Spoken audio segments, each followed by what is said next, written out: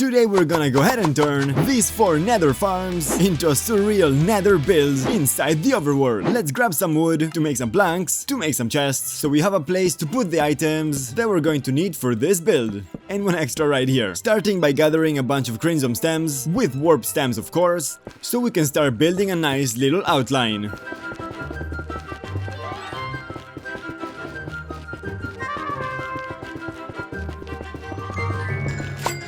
Something like this should do, and now we can slowly start bringing everything up.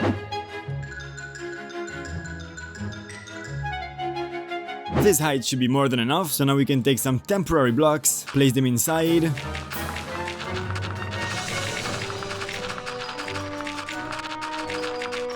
Awesome, and from here we can bring in the strip variant.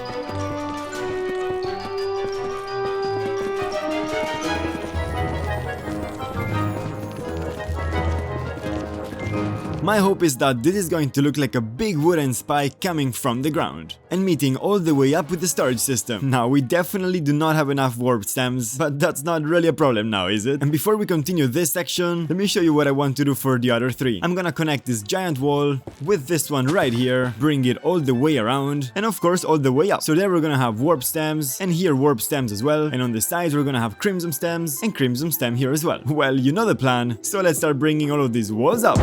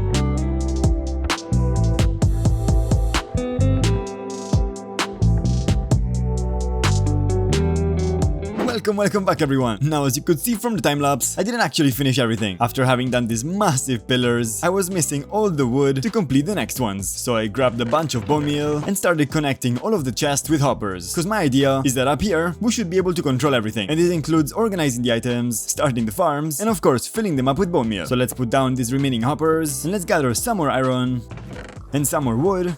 There we go, so that we can make plenty more hoppers. This should be enough, and now we can connect everything up. Alright, 3 done, and 1 to go. There we go. Now we need to connect everything into a central point. And I think I need more hoppers. And by the way, it really looks like a mess in here, but my goal is to never have to come back inside here again. So for now, I don't really mind the way that it looks inside. Let me grab some more wood. This should be plenty. Now we can make plenty more hoppers. 2 stacks should be more than enough. And let's keep connecting everything up.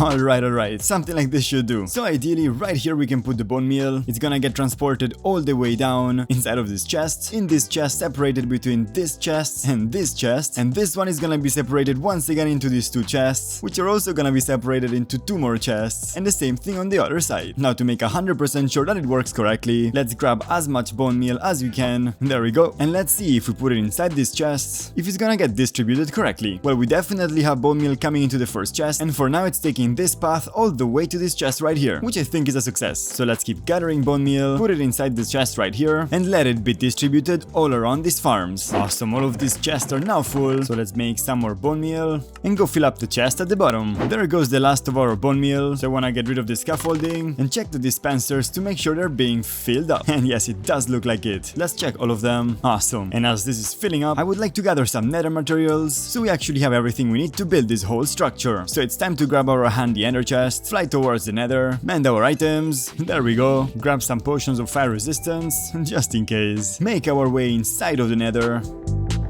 where we can finally start gathering.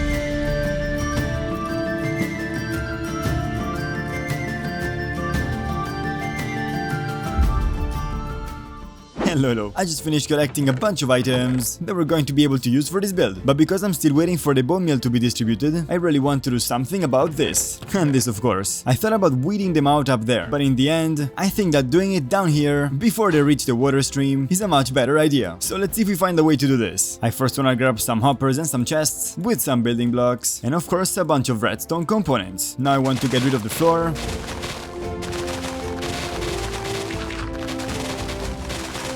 to make this much easier for building, and all I need is a small item filter, just like this, that can then get these items and throw them into a cactus. Before adding it though, let's go ahead and test it out. Nothing is coming out from this side because everything is being collected and thrown right here. And if we put some items that are not these roots, they should go right through. Awesome, now that we know that it works, we just have to repeat this 3 more times.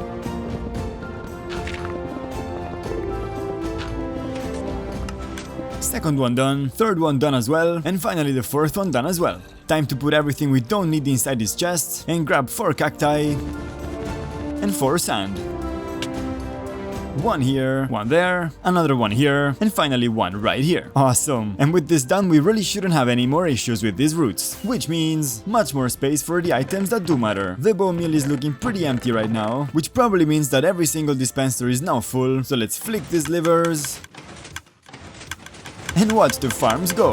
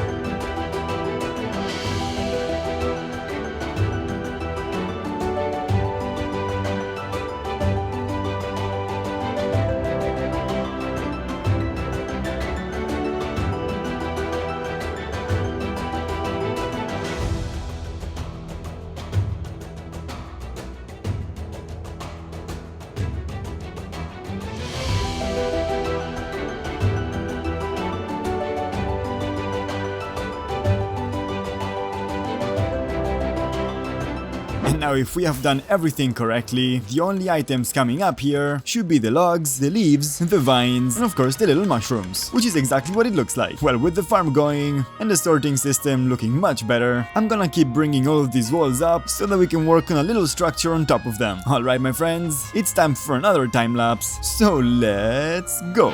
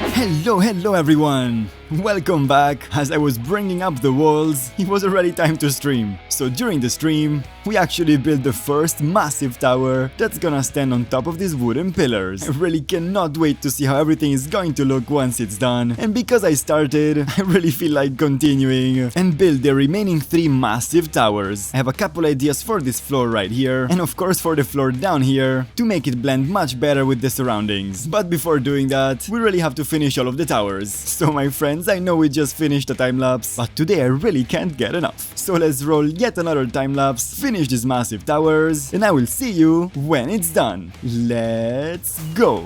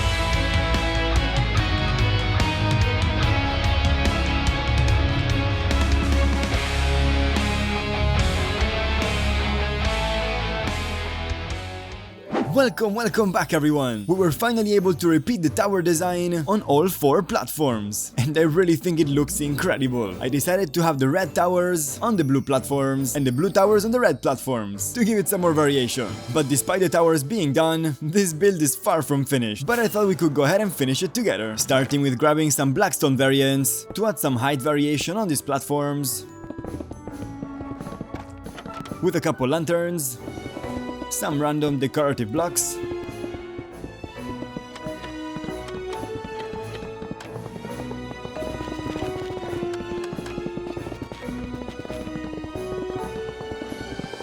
with some barrels here and there. And now we can add some height variation to the wood.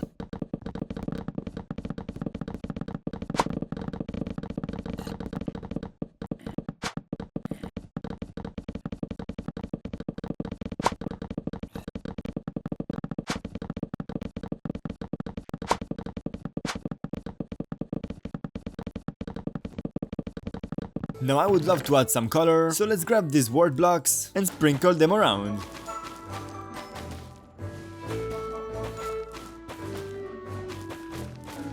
That's the red one done. Now for the blue.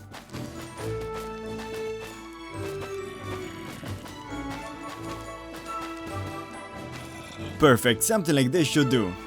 Now let's see if we can add some vines on some of these blocks to make it look more overgrown, and of course some twisting vines on the floor to really make this build stand out. And I don't want them to grow forever, so I'm gonna put as many as I want and shear the top to make sure they don't grow anymore. Let's see if we can add some mushrooms by taking some of this crimson nylium and warp nylium and adding it around, just like this.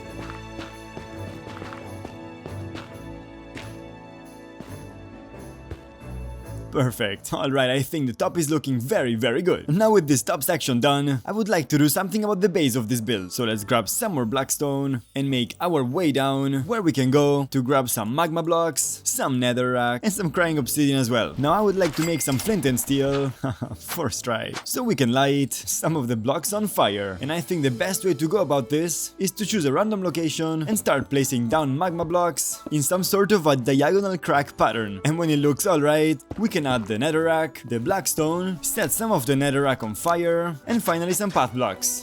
And now from the top, this really looks like a beautiful little crack on the floor. So now I have to do this all the way around. Let's go!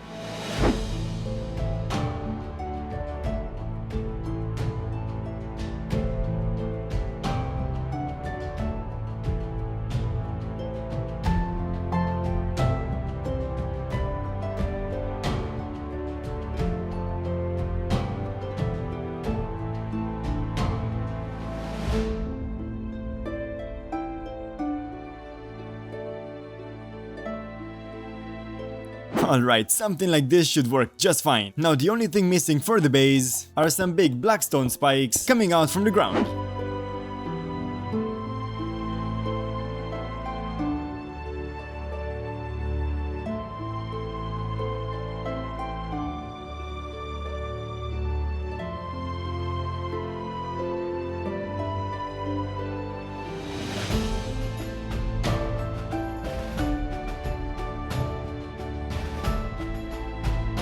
Oh yes, my friends, with the spikes done, I would say that this whole structure is looking pretty cool. Let's take a look at it from the top. Oh yes, my friends, I'm really happy with the way that the little lava falls turned out, because I think that from afar, they really do make it seem like this whole structure is coming out from the ground. And with this done, our last project for today is to figure out what to do with this thing. So let's go up, drop the blocks that we do not need, and because I have absolutely no idea what to do with it, I think we're gonna go ahead and roll yet another time lapse to make it the last time lapse of this episode. So my friends, I will see you very soon. Let's go.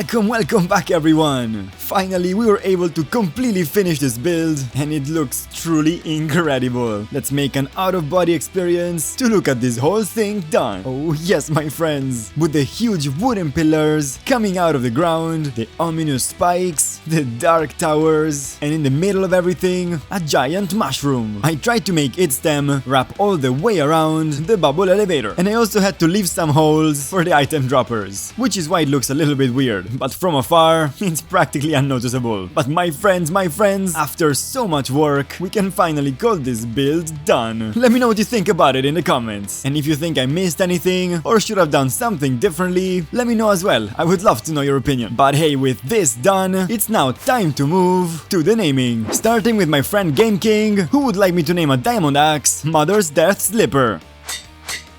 So there you go my friend, it looks so cool in the trophy room. Next up we have my friend Cruo, who would like me to name one of my tools Duke, so I thought the Silk Touch hoe would be a great fit. There you go my friend. And this is gonna go back inside the ender chest. And my friend Merve wanted me to name my helmet Merve's Lonely Mind, so there you go my friend. And we can put it right here, next to Mother's Death Slipper and Blazer. And last but definitely not least, my friend Zotan wanted me to name a mangrove log Zoa.